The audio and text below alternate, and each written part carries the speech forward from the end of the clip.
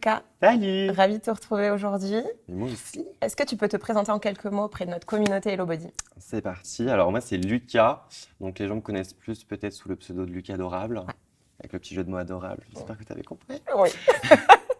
Et du coup voilà, sur mes réseaux et tout, je partage un petit peu mes passions, mes moods du moment. Le matin quand je suis de mauvaise humeur, on va prendre le téléphone, on va faire une story et on va gueuler.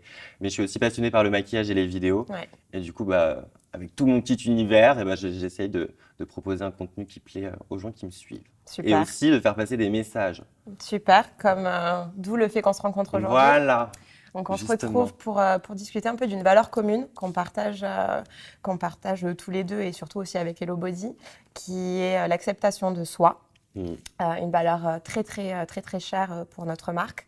C'est vrai que depuis 3 ans, on essaie vraiment de partager ça sur les réseaux. Ouais. Je pense qu'on est tous confrontés dans la vie à un jugement extérieur. De ouf. Voilà, les gens jugent notre manière d'agir, de se comporter, d'être, de parler, de s'habiller, etc. Et parfois, ça peut aussi toucher la confiance qu'on a en nous. Et du coup, c'est quand même très important de travailler sur ça pour pouvoir se sentir bien dans son corps, mais dans sa tête aussi. Et c'est pour ça qu'on se rencontre aujourd'hui, pour que tu puisses un peu nous partager, toi, ton expérience là-dessus. Comment tu arrives à gérer ta notoriété et du coup t'accepter tel que tu es.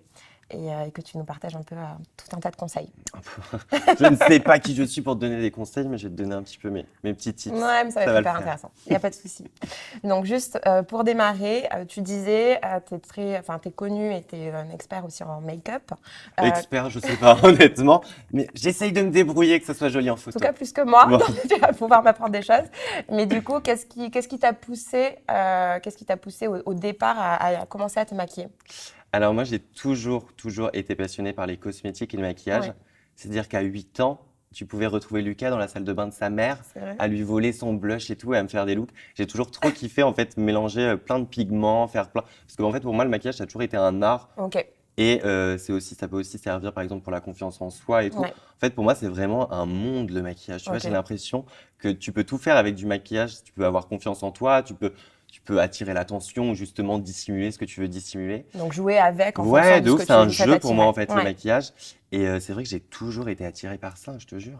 Ok. À 8 ans, quand tu me voyais faire les courses, j'étais dans le rayon maquillage. Ah, c'est top. Et Barbie aussi. Et est-ce que tu as eu peur à un moment du regard des autres par rapport à ça?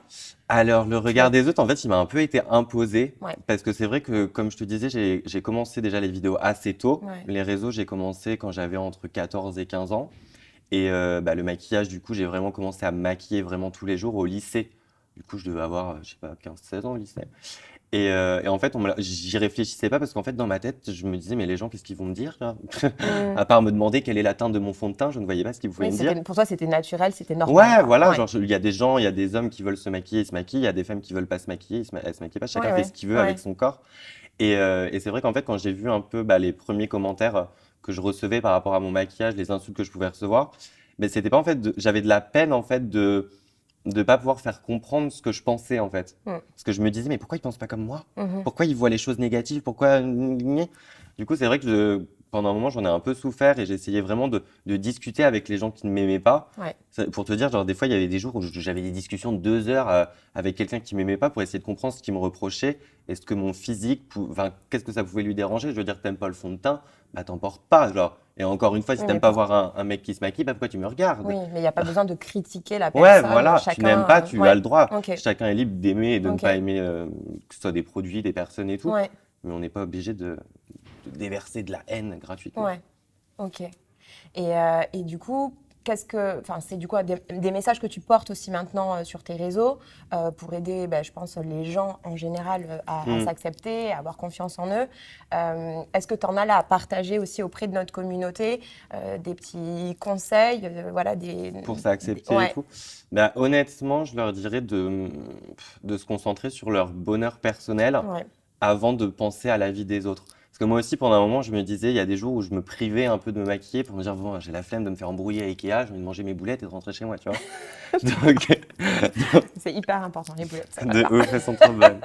Mais bref, tu vois, et en fait, je me suis dit non, parce qu'en fait, le bonheur que me procure le fait d'être moi-même au quotidien, il il est archi plus fort en fait que les petits pics ou la haine que je peux recevoir en extérieur. Donc vraiment, ce que je dirais à la team Hello Body et aux fans d'Hello Body, c'est vraiment de continuer à être eux-mêmes. Et le jugement des autres, certes, au début, ça blesse et tout, mais je vous jure que genre, vous êtes tellement bien quand vous êtes vous-même et que vous n'avez pas besoin de vous cacher ou de jouer un rôle, quoi. Est-ce que toi, tu as été aidée aussi par ton entourage pour vraiment arriver à t'assumer? Ou est-ce que tu t'es juste recentré sur toi-même, sur ce que tu voulais?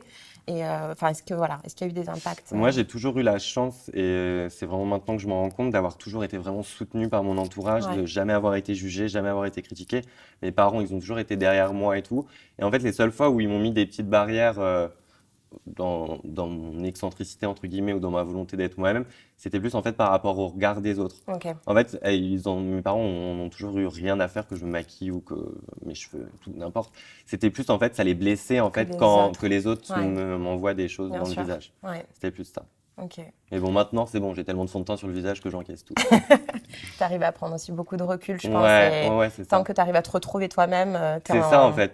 Parce que même si les haters, d'un côté, en fait, je les remercie parce qu'ils m'ont vraiment permis de mûrir beaucoup plus rapidement, en fait. Et donc, pour ça, je les remercie quand même. Ils servent quand même à quelque chose au final. Super. Mais c'est hyper intéressant que tu partages ça. Et du coup, qu'est-ce qui t'a poussé aujourd'hui à faire cette vidéo avec nous, avec Hello Body? En fait, j'ai kiffé le fait que vous vouliez transmettre des messages à travers des produits. Parce que je me suis dit, vous êtes pas obligé de faire ça. Vous pouvez juste proposer votre gamme de produits et vous dire, bah voilà, les gens, ils aiment bien ou ils aiment pas parce que les produits sont bien. Mais du coup, vous avez en fait cette idée derrière de faire passer des messages à travers des Coco Glam. Tu vois, je l'ai en ligne de mire, c'est pour ça. Je ne vois que lui. Et du coup, j'ai trouvé ça vraiment cool et ça m'a plu de participer à ça. Ok, top. Et du coup, dans nos produits, est-ce qu'il y en a certains qui t'aident justement à te sentir bien dans surtout ton à me corps, démaquiller, à enlever les épaisseurs.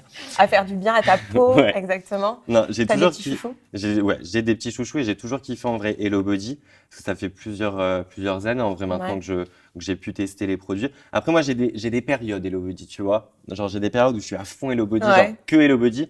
Et des fois où un peu moins. Voilà, c'est ça. Mais j'ai toujours kiffé en vrai vos produits.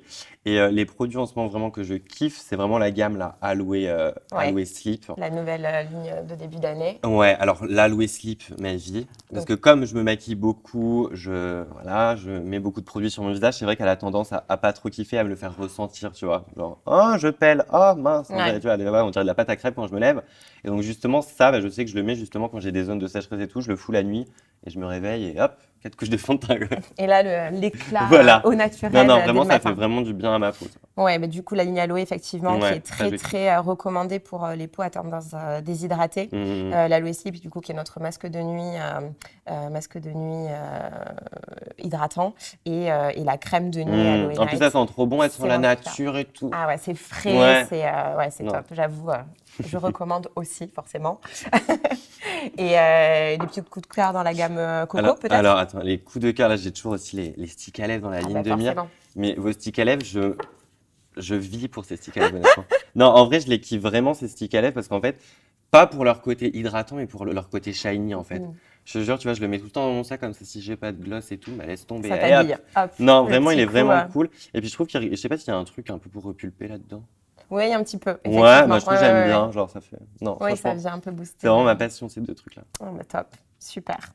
Écoute, en tout cas, je te remercie d'avoir partagé tout ça merci avec à toi. Je pense que notre communauté va être hyper contente d'avoir aussi ton retour sur le sujet.